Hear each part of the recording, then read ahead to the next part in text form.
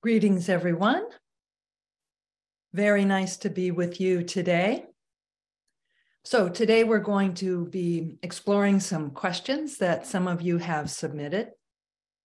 The first question is, in the 1980s, another organization had videos which discussed spirituality, in quotation, controlling of the mind, quotation marks, and applying to the benefit of humanity, reminiscent of some of our order's monographs. This member writes, I've been doing these basic meditations 3 times a day and finding that it brings me ease and quiets the mind monkeys. What do you think about this mind control work? So I am not familiar with this particular program. In a way, though, the Rosicrucian teachings help us to, quote, control our minds in a good way. For example, by stilling the monkey mind. You know, when our thoughts just won't stop. We just go from one thought to another. And we have meditation techniques that help to still that mental activity. We also control our minds by developing our analytical thinking skills. The Rosicrucian monographs have lessons on how we can do that by developing our intuition through visualization. So the Rosicrucian teachings offer many meditation and visualization techniques that help with that. And we're going to practice a very basic meditation to help still monkey mind right now. And we're just going to focus on the breath for about 2 minutes.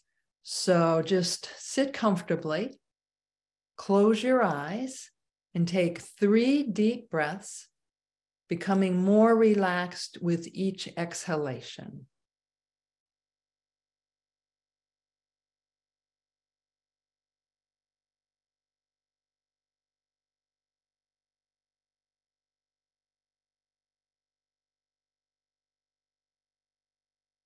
And now for the next couple of minutes, breathe in through your nose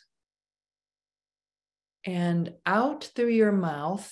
You may find it helpful to have your lips pursed and make the exhalation longer than the inhalation. And with each exhalation, mentally count 1, and then with the next exhalation, 2, until you get up to 10. So we'll do this for just a couple of minutes. Again, breathe in through your nose and a longer exhalation through your mouth.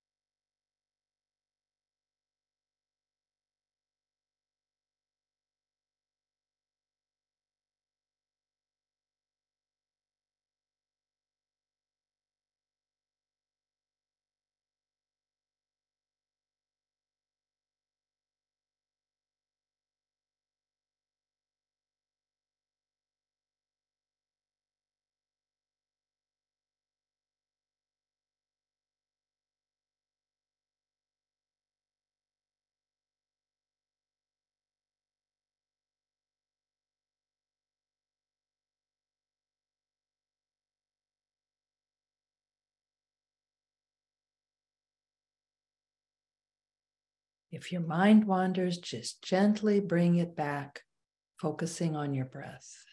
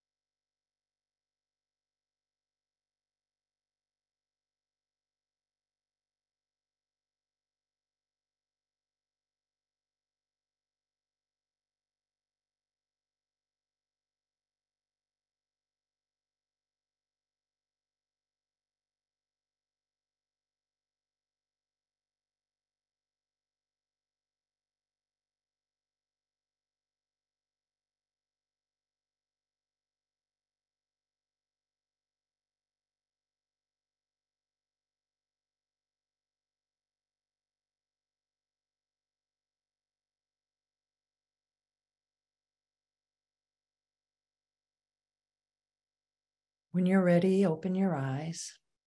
You no doubt are already feeling more tranquil.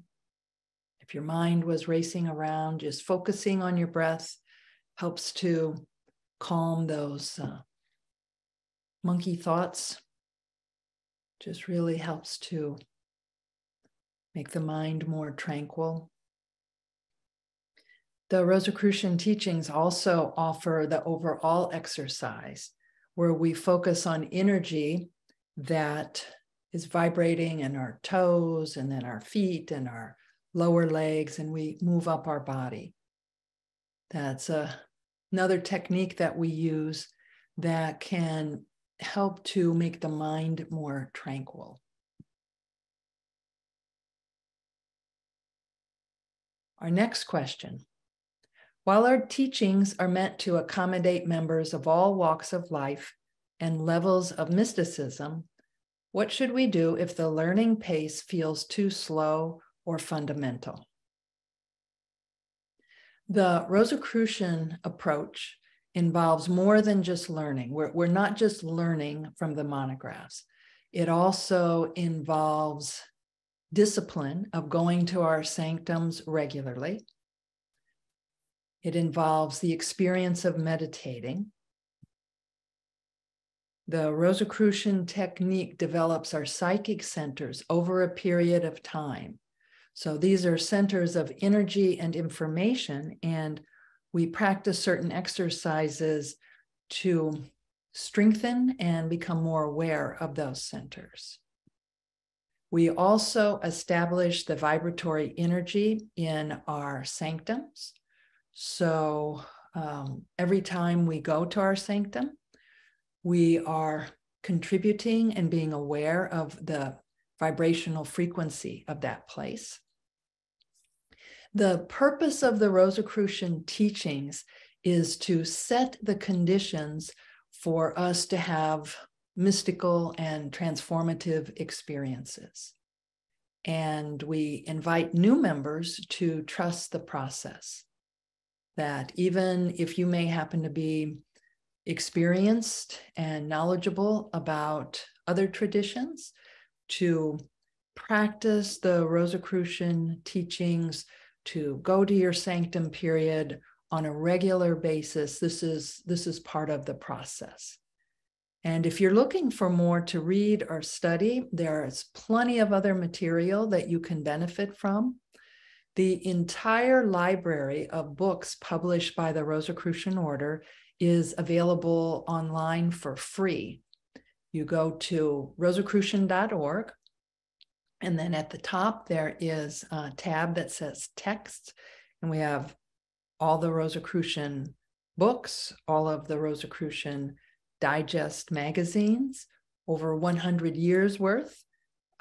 We also have more than 100 messages, Grandmaster messages, videos in your online member portal. And there are hundreds of Rosicrucian videos on YouTube. We have a YouTube channel, and it's youtube.com/Rosicrucian TV. So youtube.com/Rosicrucian TV.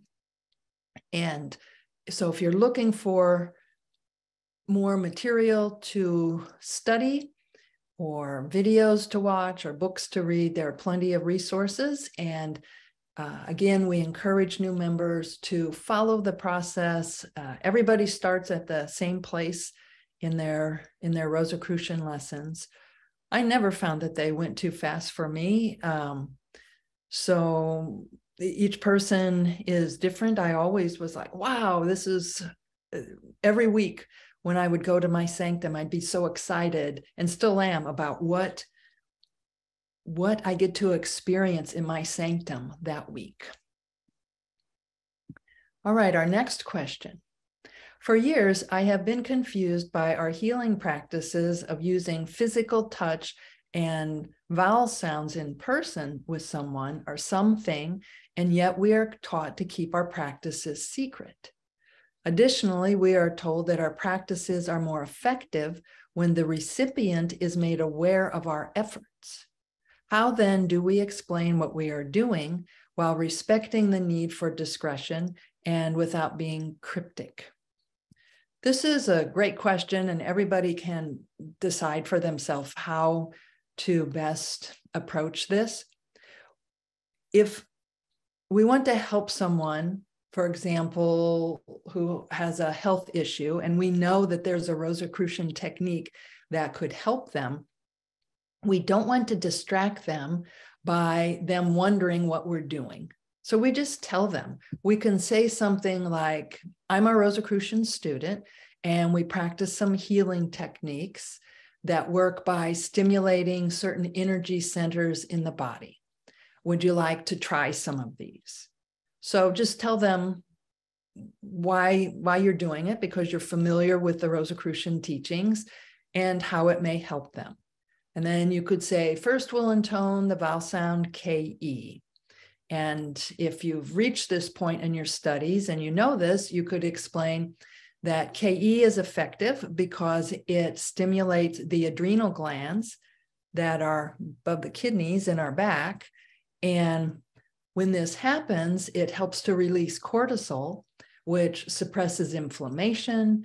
It regulates our body's stress response and helps to control our sleeping and waking cycle.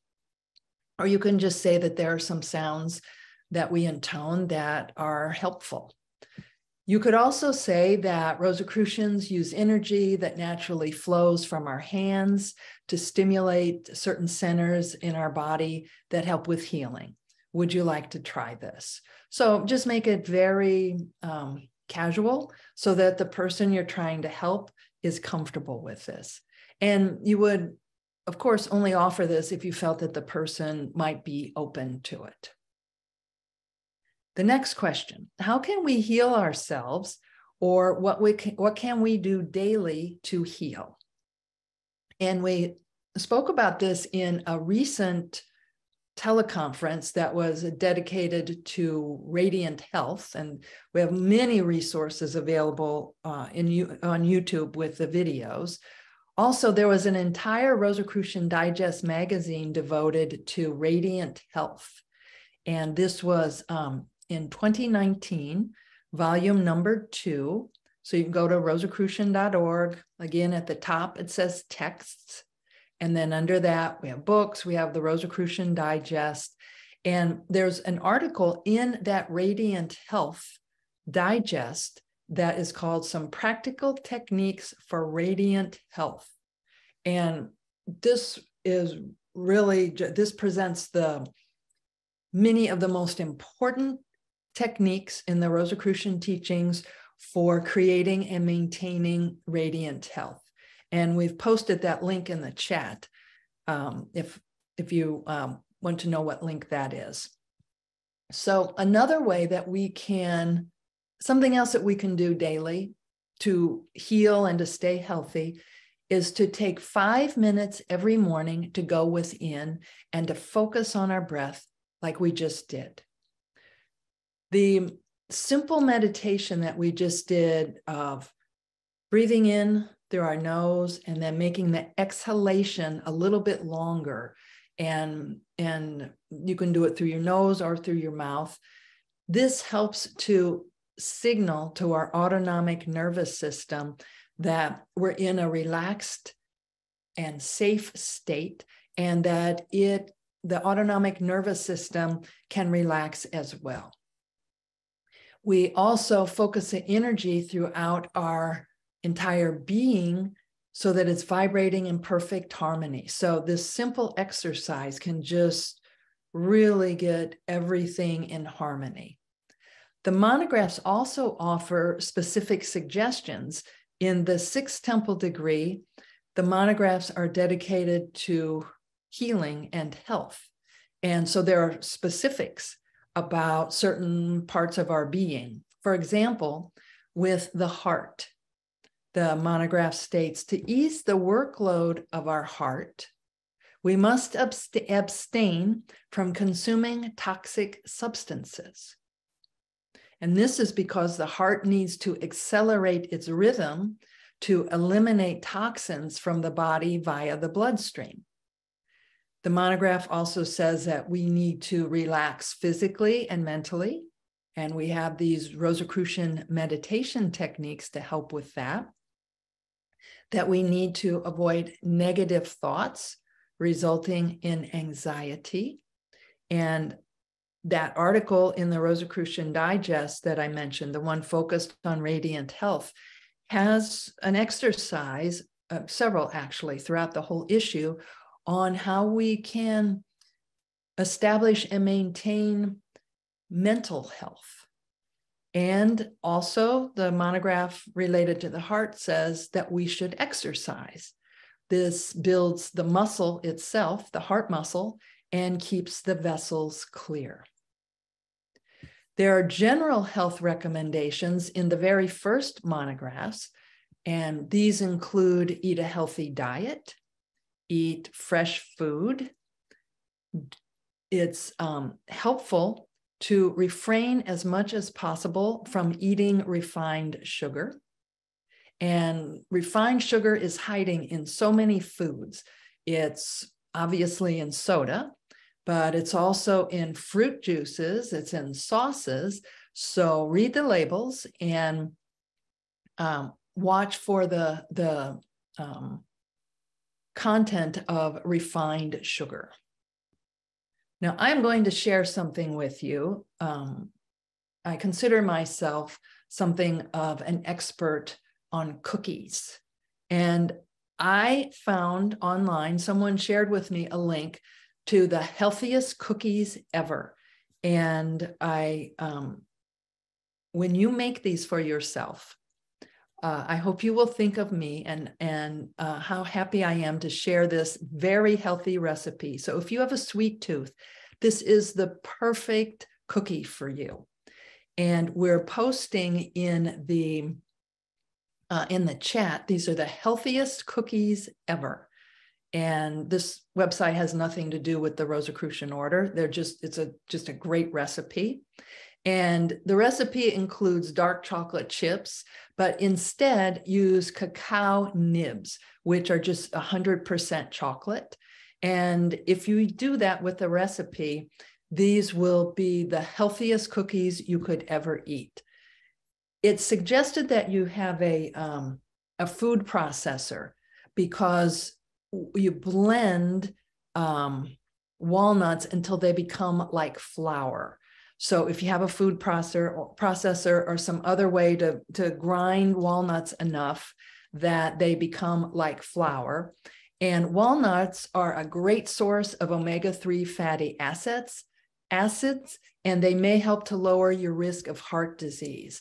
Walnuts also fight inflammation.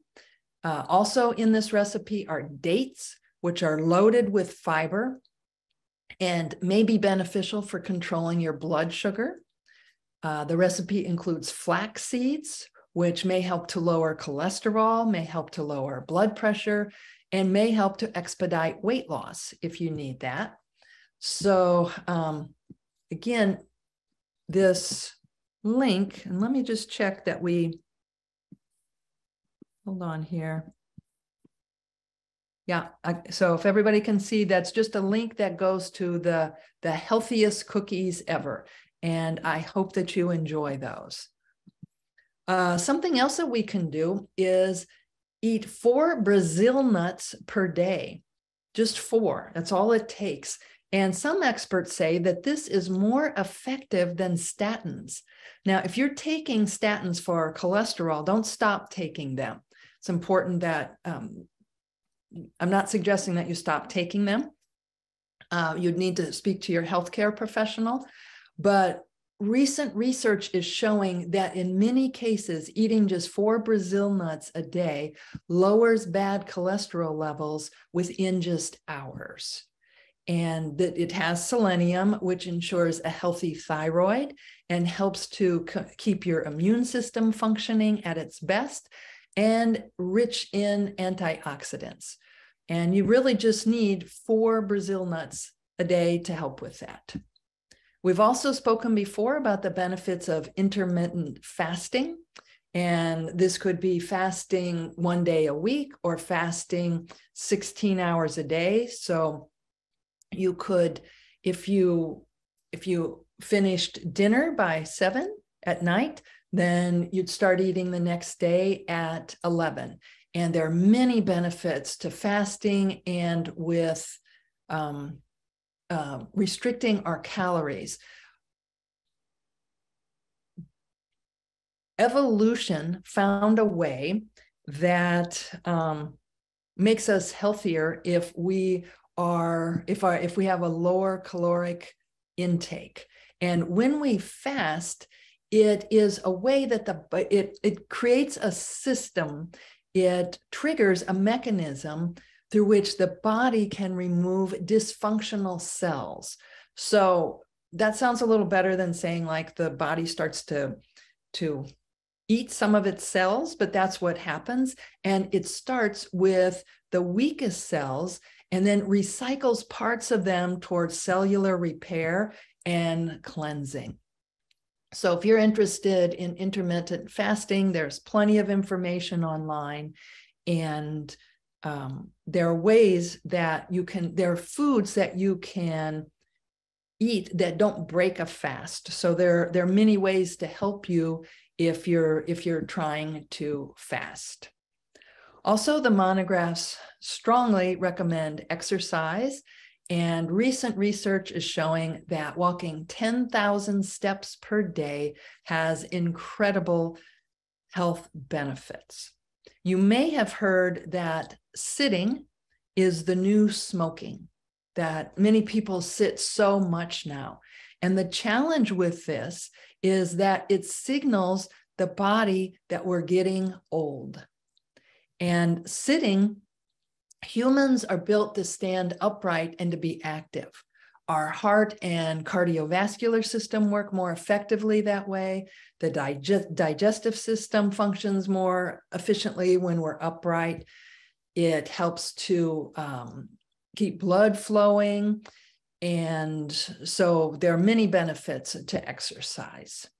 Also, when we're physically active, our overall energy levels and endurance improve, and our bones maintain strength. So you could be walking steps right now while you watch me. So if you're wondering, how can I get 10,000 steps in a day? It's easier than you might think. Feel free to stand up wherever you are now and just pace where you are and still enjoy this teleconference. Recently, someone told me a story which appears to be true, that the country songwriter Toby Keith asked Clint Eastwood, the actor, how he remained so young and active. Clint Eastwood is 92 years old now, and he's still directing and starring in movies. And Clint Eastwood responded, "Don't let the old man in." So Toby Keith, the country songwriter, wrote a song about this. And we're going to play this at the end of our time together. When we move to music, we're going to play the song, "Don't Let the Old Man In." And I want to share just a few of the lyrics from this song. Don't let the old man in. I knew all of my life that someday it would end. Get up and go outside. Don't let the old man in. Many moons I have lived, my body's weathered and worn. Ask yourself how old you'd be if you didn't know the day you were born. So think about that for a minute. How old would you be if you didn't know the day you were born? Some other things we can do for health, and we all know this already. If you smoke, stop smoking. That would be better for you than any amount of vowel sounds. If you drink too much alcohol, stop doing that. Be sure to get good rest. And the vowel sound KE is very helpful to us for falling asleep. Okay, our next question.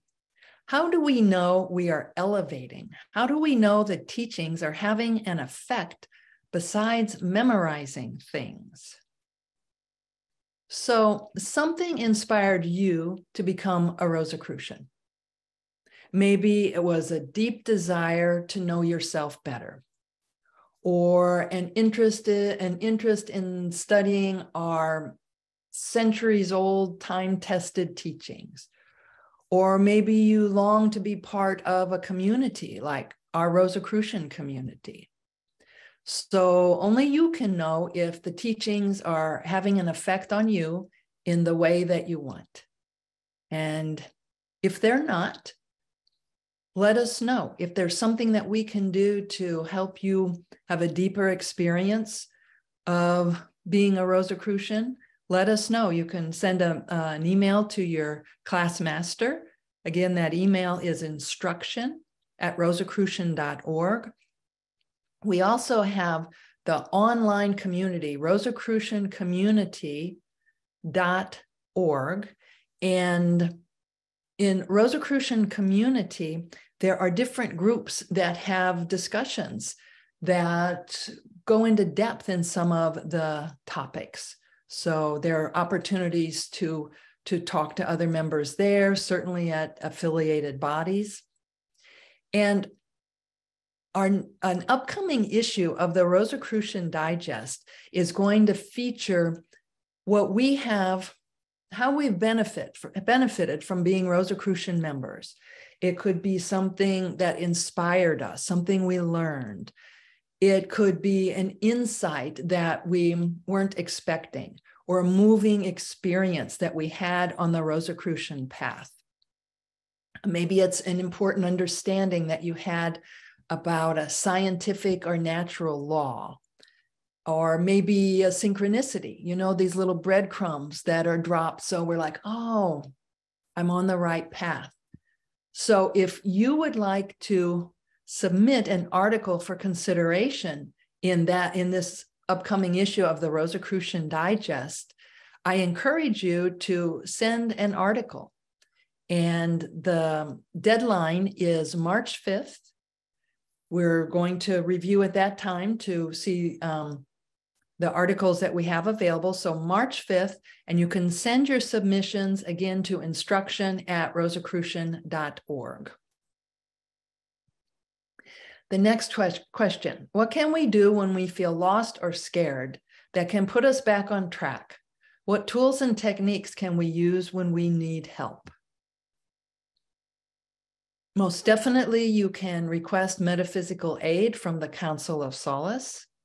And the Council of Solace is a meditation that's performed in the Grand Temple every day at noon. And other members from around the world attune at that time to send good thoughts to all those who need it. And you can also open yourself up at any time to receive assistance, to receive aid from the Council of Solace. You can also meditate like we did just for a few minutes at the beginning of our time together. The Rosicrucian Code of Life is a document that gives us some suggestions on what we can do to get going in a direction that's helpful to us. And the very first point in the Rosicrucian Code of Life says, in the morning, before rising, thank the God of your heart for the new day that you are privileged to live on the earthly plane. And ask the divine to inspire you throughout the day. Then, standing facing east, take 7 deep breaths as you focus on the vitality that is awakening in you. Afterwards, drink a glass of water and then begin your daily activities. And this is a great way to get back on track. Some of you may recall that last year I interviewed our dear Frater Lonnie Edwards, and I asked him what advice he had for members who have shared that they got behind in their studies and they were disappointed in themselves, or in some way in other aspects of their life, they did something that they didn't feel good about. And Frater Lani said, your story isn't over. If you've gotten behind in studying your Rosicrucian lessons, just start studying again. Learn from your mistakes. Learn what may have gotten you off track. So you had your first sanctum period, and then just get back into your next sanctum period. So we can always get back on track. You can do that right now. Think of something that you might want to get back on track with. Maybe you'll write it down so that you're sure to do this later.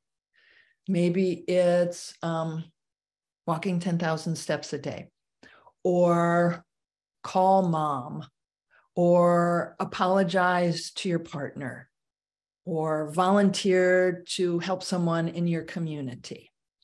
So every moment we have the opportunity to get back on track. Here's our next question. Following the great presentation from Frater Hugh on the 5 stages of mystical unfoldment, my question is, does this also apply to organizations, not just individuals?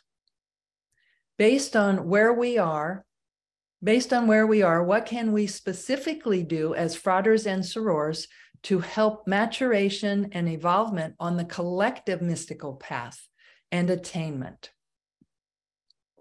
A practical example of the power of the collective is the Council of Solace. So one way we can do this is through the egregore of the Rosicrucian Order. And the very best explanation I've heard of what the egregore is by our imperator. And he said that the egregore exists in the psychic dimension. A psychic structure is formed by the thoughts of all Rosicrucians, past and present. And this creates a psychic cloud. We can harmonize ourselves with it. For example, in the Council of Solace, you can feel it acting in your body to help other people. Whenever you think of a Rosicrucian ritual, whenever you're in your sanctum, whenever you are thinking of the teachings, we are connected with this cloud, with the egregore of the order. And we can feel the presence of this cloud close to us. When we need help, we can feel this presence. It's alive, and we nourish it with our good thoughts, as all of our fraters and sorors had done in the past. Every group creates its vibration, its frequency. We can be supported by the egregore, and we can support it. We support it with every Rosicrucian ritual, every sanctum period, every monograph that we study, all these times that we're together for our weekly teleconferences. This contributes to the upliftment of humanity. Okay, our next question. Grandmaster Julie, how did your path to illumination and the Rosicrucians begin? My journey on the Rosicrucian path began when I observed someone who I did not know behaving in a way that I wanted to behave. She was very calm in a stressful situation. And when we took a break, I asked her how she stayed so centered in this stressful situation. And she asked me if I had ever heard of the Rosicrucians. And I hadn't. And our break ended, and we went back to the discussion we were having. Again, that had been, there was a big conflict in this discussion. And so I didn't ask this person. She later became my mentor in the order. Her name is Emma. I didn't ask her more about that. I was very intrigued, but I didn't ask. And I thought, okay, I just didn't ask. So later I observed Emma in another situation where there was conflict, and she behaved in such an admirable way. So I asked her again, how do you stay so calm in these situations? And again, she said, have you ever heard of the Rosicrucian Order? And I said, no. And this time I wanted to be certain to get more information. So she happened to have a Mastery of Life booklet in her car, and she gave it to me. And I went home and I read it that night, and I applied for membership immediately. And I imagine she knew, like, if she had pushed it too much, that maybe I wouldn't have been open, and that probably was true. But I was very intrigued by this excellent role model.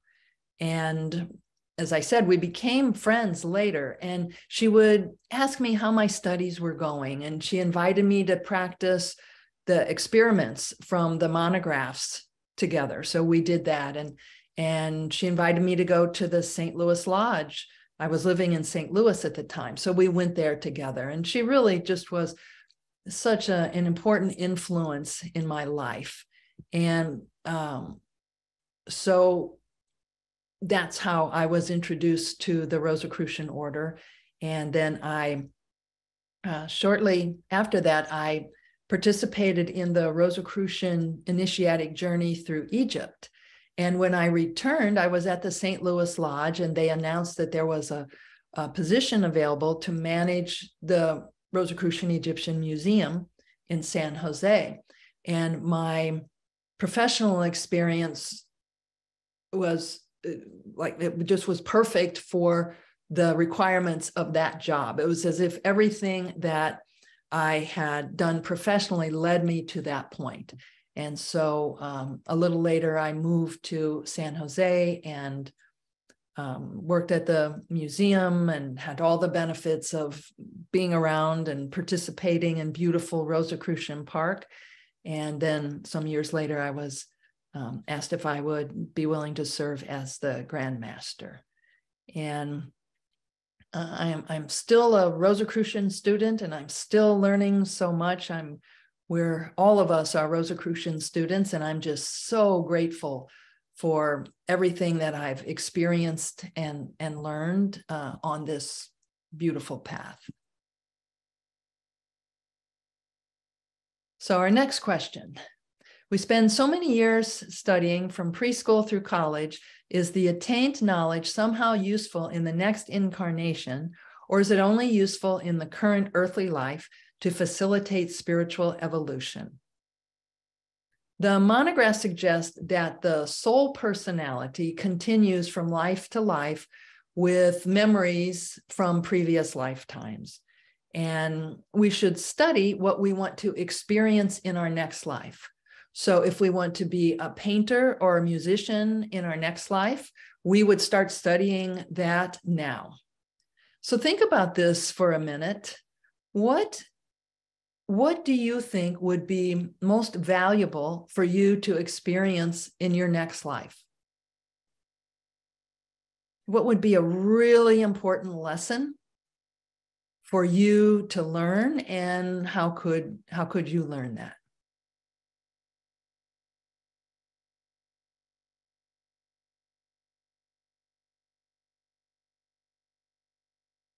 So if you've identified something that you want to learn or experience in the next life, engage with that now.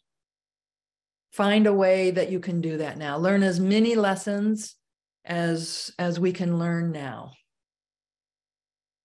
And really in every tradition, the importance of being kind is emphasized. And it seems that would contribute not just to the good of all beings during this lifetime, but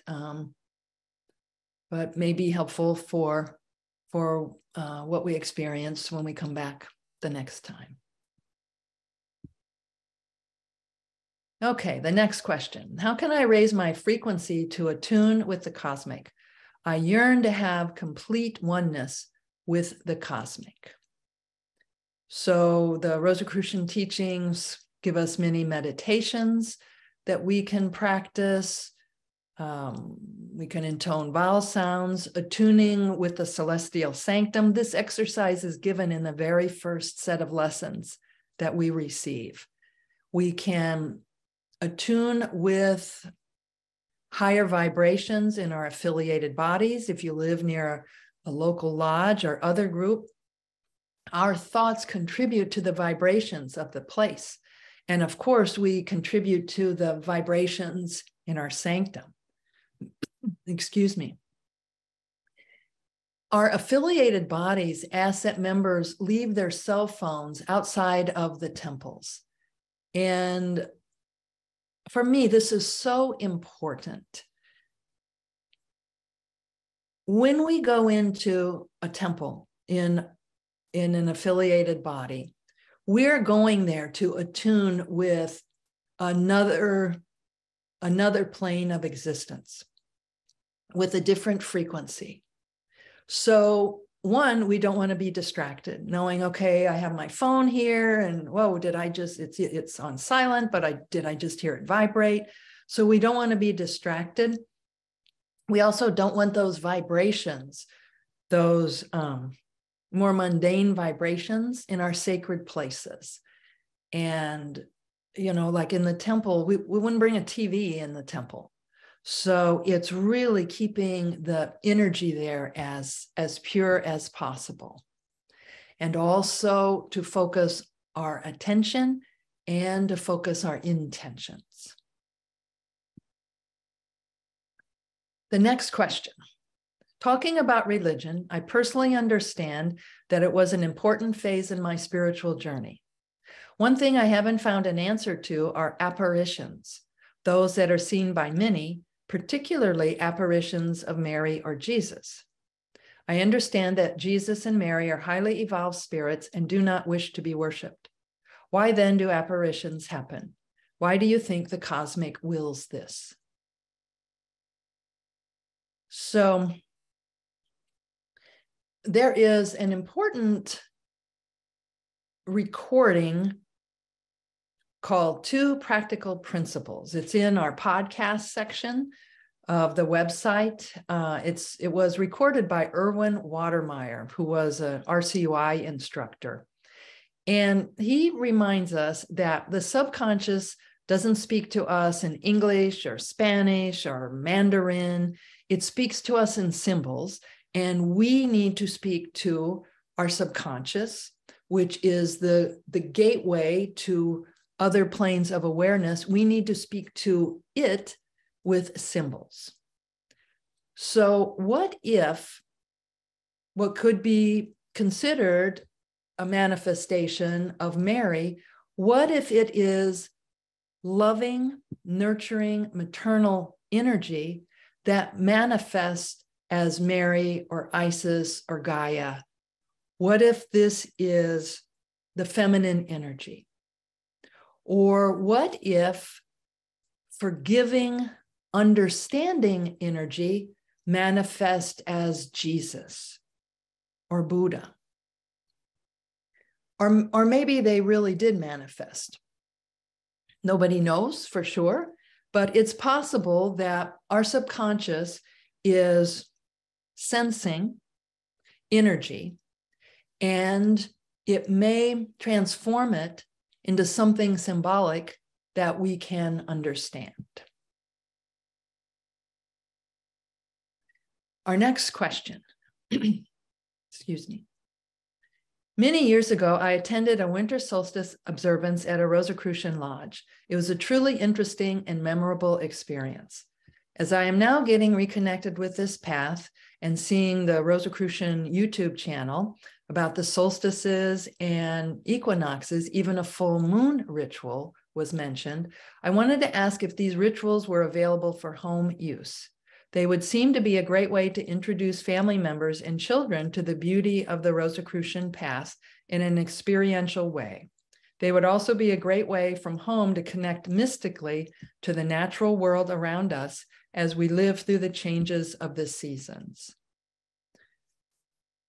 So we can attune with the cycles of nature and the equinoxes and solstices, we're encouraged to observe all the solstices and equinoxes. And you can share the videos that are on YouTube. Also, local affiliated bodies have events that you can invite family members and friends to, including some of the ceremonies, the one related to the fall equinox. And every year in November, lodges have an open invitation where non-members can participate in a convocation. It's a special convocation by invitation only that we can invite family and friends to.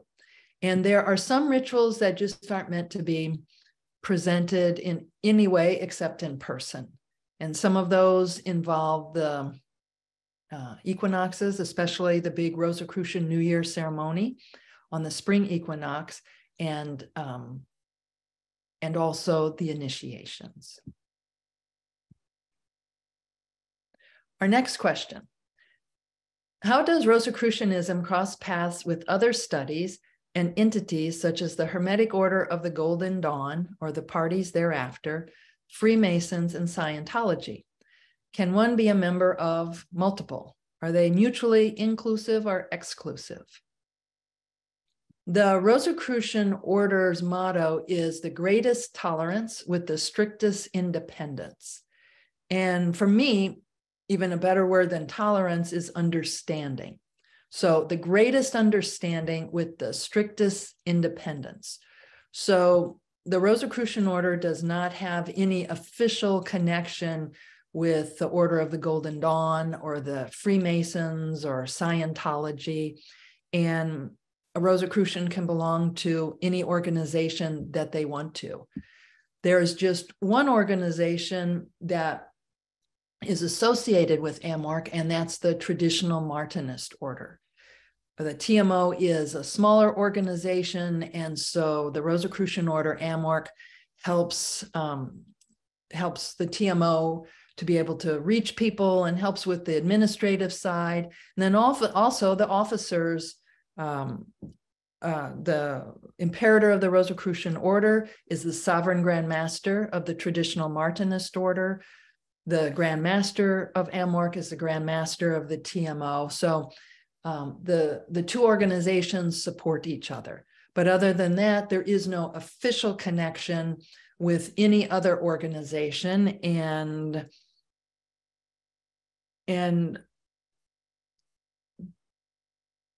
there's such a benefit to wishing other mystics well on their path, to even if they've never heard of the Rosicrucian Order.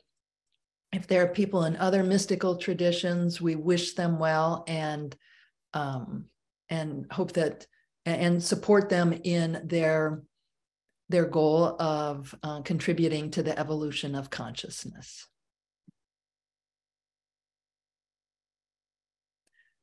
All right, the next question. How can one best assist the order in our daily life?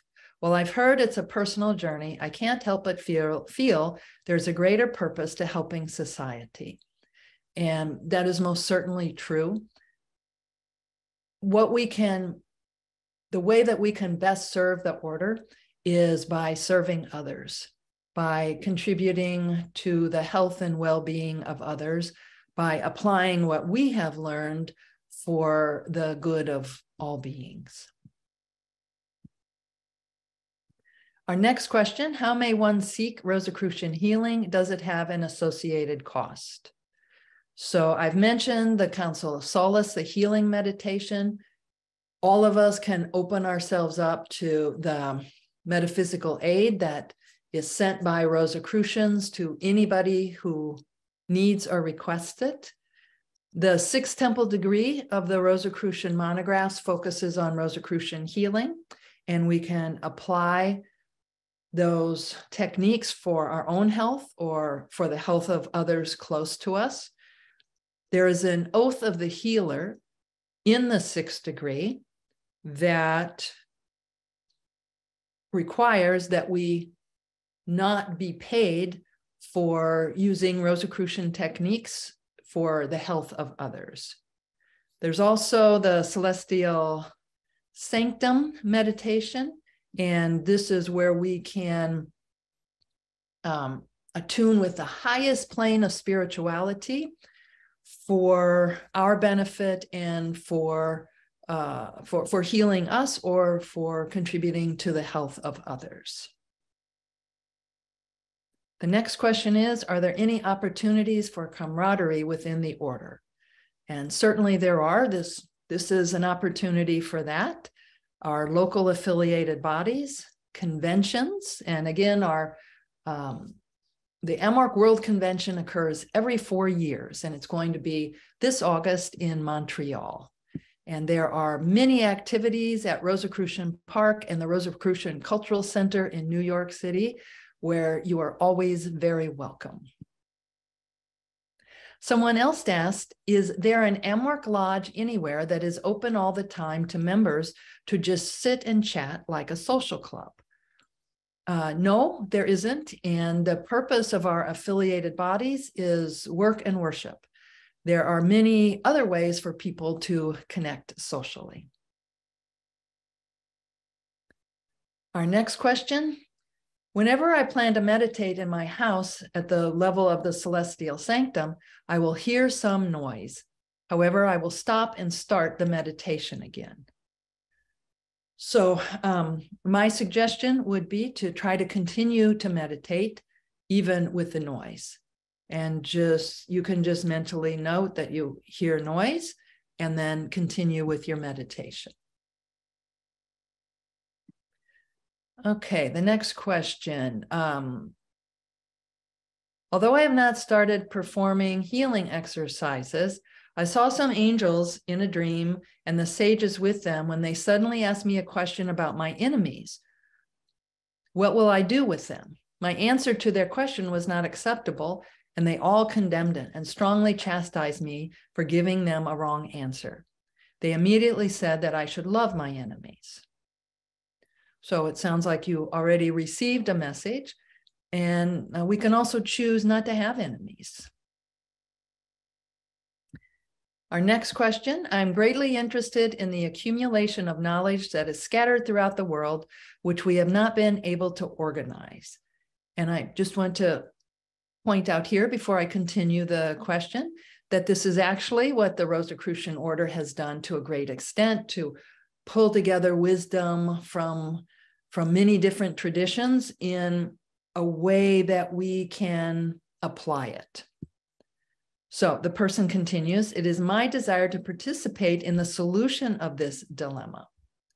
One of the doubts that has worried me about the capacities that we can acquire with the Rosicrucian Order studies is the responsibility that we acquire when we want to modify the historical evolution of the world, and how to be sure if the decisions we make are the best and correct ones. And that is certainly an important thing to think about. And one of the best ways to approach this is whatever we visualize, the good that we visualize in the world, we can end with the saying, if it is the will of the divine, it is done. The person continues, perhaps we will not be intervening appropriately. My question is there a group that can establish the correct way to intervene when and how we make the right decisions and where we are at this time without full knowledge of our capabilities? So that's the benefit of the Council of Solace meditation. We see Earth bathed in a beautiful healing light. We send positive thoughts to all humanity. We think of someone whom we know personally who needs assistance, and we send thoughts of peace and prosperity to a part of the world that is experiencing challenges. And then we close the Council of Solace by opening ourselves up to positive energy from the divine. So we have that. We have the Council of Solace to send healing energy into the world to be used in the best way possible. And I acknowledge what this member has written, that we don't always know if what we are visualizing is for the best overall. So we can just leave it up to the divine. Okay, our next question, how do we pray? We can go to the celestial sanctum, which is the meditation that I mentioned. It's presented in the booklet Liber 777 at the very beginning of our Rosicrucian studies. So we can attune by using the celestial sanctum. For me personally, I often pray from the celestial sanctum, and sometimes I pray laying on my back in a meadow. It's whatever way you can attune with a higher power or another level of spirituality. Ralph Lewis, our former imperator, wrote about prayer that there are different types of prayer. We can pray for something in particular, or we can just attune with the energy of the divine, or we can ask for whatever is best for us. Here's a question. How do you actually survive a 5 years of silence? In the monographs, it states that the Pythagorean students had to observe 5 years of silence before they could become full members of the Pythagorean school and before they could speak to Pythagoras. And this was so they would learn discipline, so that they would go within, so that they wouldn't just be speaking whatever popped into their mind. And if you think there's some value to practicing silence, you can try it for 5 hours and then maybe someday 5 days. Sometimes we offer silent meditations, silent retreats. In my experience, I've found that usually after the 4th day, I've worn myself out with that monkey mind that we talked about earlier, and there's a shift. After 4 days of silence, there's an opening to go within, because we've just completely worn ourselves out with thinking things over and over. Are there any techniques that we can use to make our meditations more real? I have been practicing for a few months and I'm still having a hard time focusing on my visualization. The latest issue of the Rosicrucian Digest has an article by H. Spencer Lewis called The Law of Assumption. And there is no better explanation of what we can do to visualize what we want in our life than what's described in that article. And H. Spencer Lewis tells us to think of someone who lives a life that we would like to live, and then become that person for some hours each day. We speak like they would speak. We do the things they would do. We interact with people the way that they would. And then this just becomes our life. So I encourage you to read the details in that article. Again, it's the latest issue of the Rosicrucian Digest. It just came out in December 2022, and it's called The Law of Assumption. And it spells out step by step how to become our ideal person. And when we do this, we experience the emotions. We feel it, we see it, we hear it, we see who is around us. And here is our last question for this session. Is there a certain time of day that is best for doing the magnetized water ritual, and what are the benefits?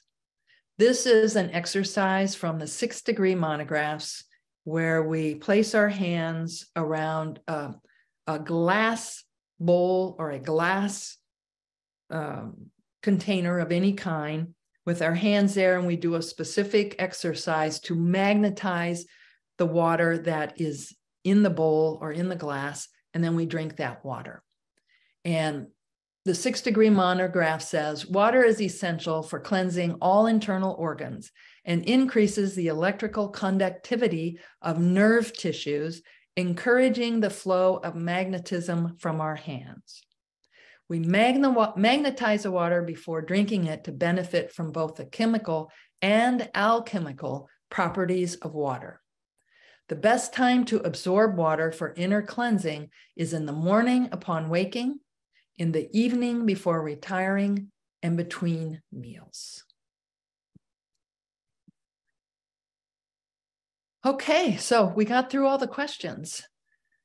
And thank you all so much for being here and participating.